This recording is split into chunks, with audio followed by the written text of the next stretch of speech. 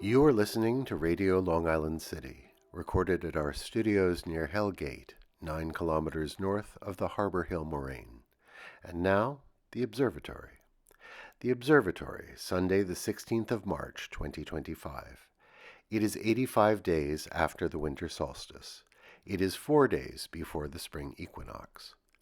By the French Republican calendar, it is the 26th day of Ventose, the day of the pissenlit, the dandelion. The sun rises today at 7:05 a.m. Solar noon takes place today at 1:04 p.m. The sun sets today at 7:04 p.m. Civil twilight ends at 7:31 p.m.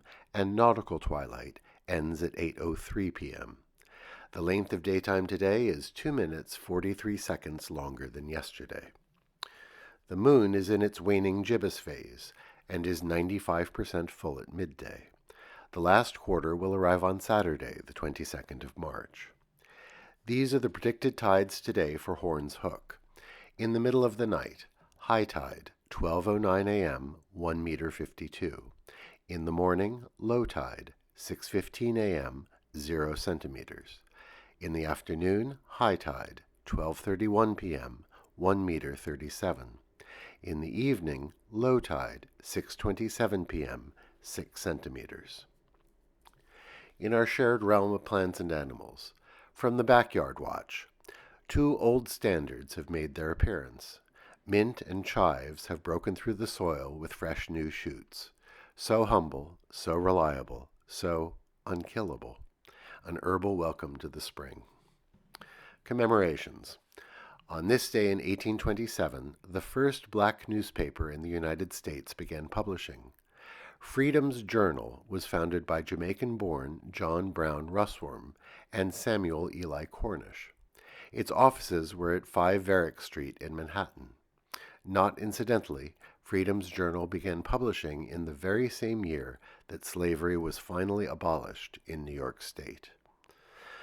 On this day in 1882, the U.S. Senate ratified the First Geneva Convention. Its full title was the Convention for the Amelioration of the Condition of the Wounded in Armies in the Field, and it was instrumental in establishing the role of the International Red Cross in times of war. On this day in 1916, the United States and Canada signed the Convention for the Protection of Migratory Birds. It was designed to protect the many species of birds that traverse certain parts of the United States and Canada in their annual migration, and to stop the indiscriminate slaughter of migratory birds by market hunters and others. Great Britain negotiated the pact with the United States and signed on behalf of Canada, reflecting the constitutional situation of our northern neighbors at that time. A somber anniversary. On this day in 1968, the My Lai massacre took place in Vietnam. More than 400 unarmed Vietnamese villagers were killed in a raid by American forces.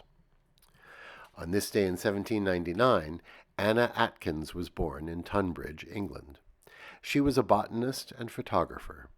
In her 1843 book on seaweeds, Photographs of British Algae, Cyanotype Impressions, she used the new cyanotype process to document an encyclopedic collection of sea plants.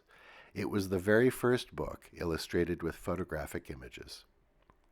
And that is the Observatory, Sunday the 16th of March, 2025.